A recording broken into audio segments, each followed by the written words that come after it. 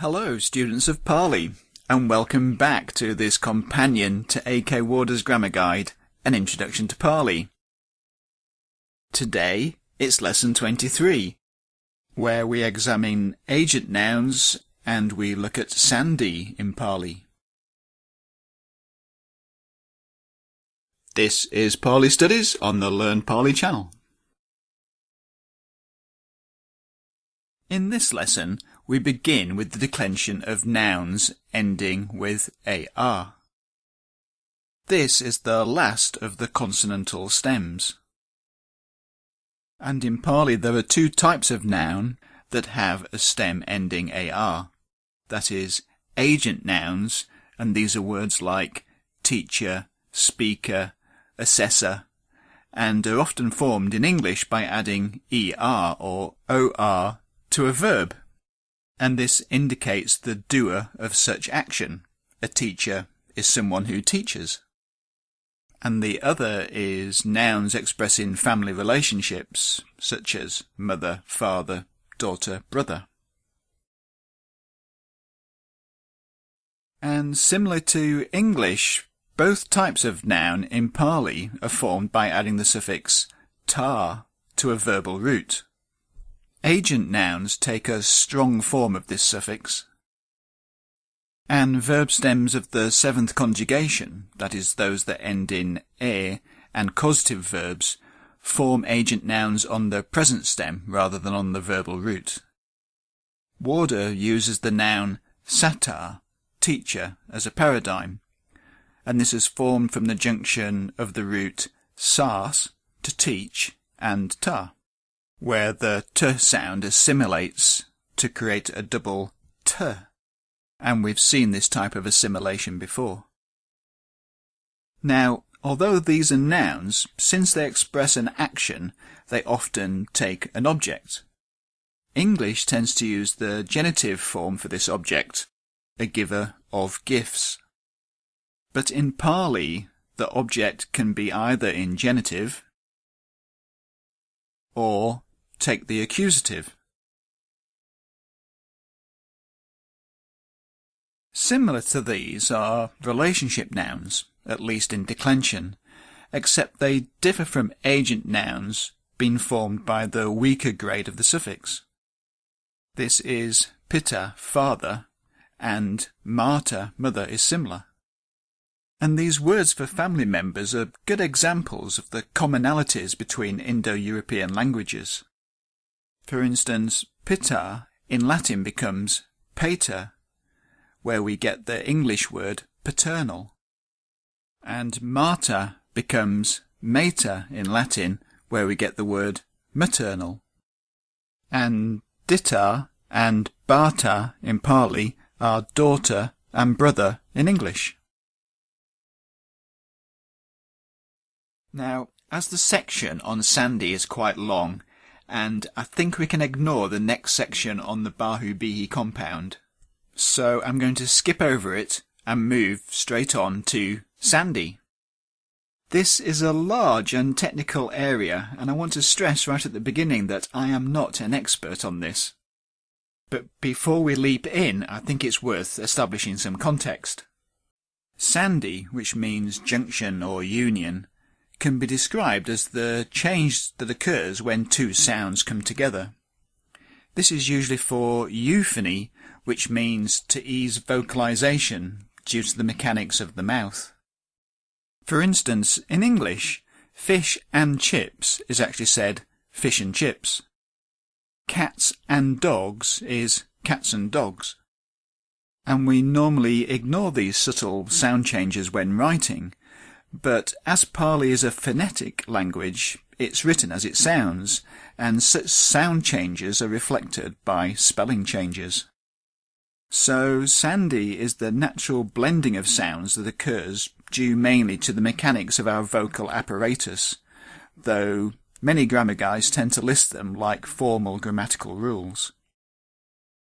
The sound changes may be internal, that is, inside a word, for instance when a suffix joins a root, or external, between words, which can result from the forming of compounds, adding prefixes, or, as Pali was originally written as an uninterrupted string of sounds, it can result from the simple coming together of words.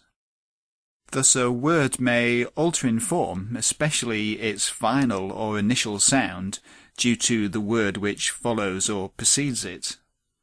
And this is mainly seen with pronouns and indeclinable particles, occasionally also with nouns in the vocative case. Sandhi, then, is a catch-all term for these internal and external sound changes, and it can also be broken down into several different types of effect, like root strengthening, assimilation, which is the fusion of sounds into a new one, metathesis, which is the swapping or reversing of sounds, elision, when a sound is dropped, contraction, when two similar sounds become one and usually lengthened, and insertion, when a sound is inserted. If you've been following this series, you'll recognise the first three, as Warder has introduced them as we've looked at the specific internal inflections. And this is where Pali Sandhi is closest to Sanskrit. In Sanskrit, the rules of Sandhi are consistent, mechanical, almost a scientific discipline, and you'll find tables and calculators online. But here in this section, Warder is only focusing on external Sandhi, and in this field, Pali varies widely from Sanskrit. Any rules, if you can call them that, are general, inconsistent, and often arbitrary. Another area where Pali varies from Sanskrit is in the general characteristics of its words. For instance, Pali words start with a single vowel or consonant. In fact, vowels usually occur singularly. A short vowel is followed by no more than two consonants, and a long vowel by only one. Thus, at most, you'll only find a cluster of two consonants, and an aspirated consonant can't be the first in a cluster. Finally, Pali words end in a vowel, which is either long or short, or is nasalized by a nigahita. There are some exceptions, but these are mainly loanwords from Sanskrit.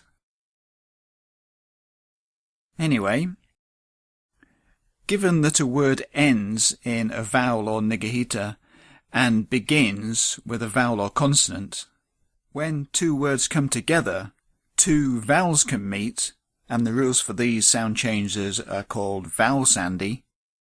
A combination of vowel and consonant, and this is usually called mixed sandhi, or a nigahita and a vowel or consonant, and this is generally called nigahita sandhi. Some guides strip out the consonants into a separate grouping, and the arrangement of rules varies greatly between guides, so here I'm going to stick with this format, which is followed by Warder. Right. Time to dive in.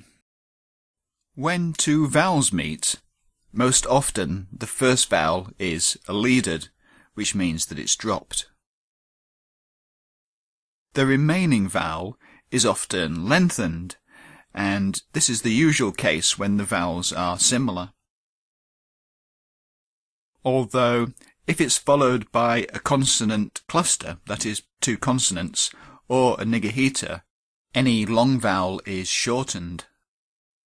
And as Warder points out, there are some rare exceptions to this, especially in the formation of compounds. Also, sometimes a long or short a, followed by a long or short I or U, becomes E and O respectively. And also sometimes an I or U followed by a dissimilar vowel changes into its semivowel y or v, which then may itself assimilate to any preceding consonant. And often, especially with compounds, a consonant is inserted between the two words. This can be the restoration of an older Vedic spelling, Of these, the most frequent are y, v, d, r, and m. Occasionally, if the second vowel is an a, this can be elided, and this is especially true after an e and an o. In fact, o usually replaces any following vowel.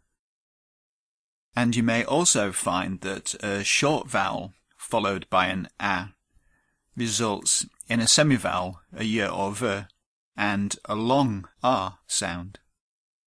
This sometimes occurs when the short vowel is followed by a long a or an e. And very rarely we find what's called hiatus, when no sound change occurs and the two vowels remain in place. Moving on to mixed Sandhi, a vowel followed by a consonant usually remains the same. However, they are lengthened before particles t and p.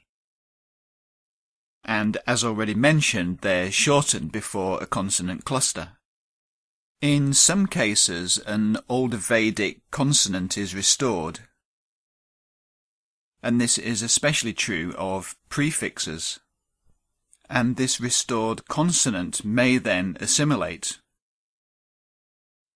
And at this point it's worth adding that a double v sound becomes b in Pali, which is the basis for the word nibbana. Finally, a nigahita followed by a consonant may remain unchanged, or transform into a nasal of the same articulation group as that consonant. And this is always true when followed by the particles t and cha. Or if followed by a vowel, it may simply change to an m, or rarely be elided. In a few cases, it's replaced by an older Vedic consonant. And if a nigahita is followed by the particle ava, a semivowel y may be inserted.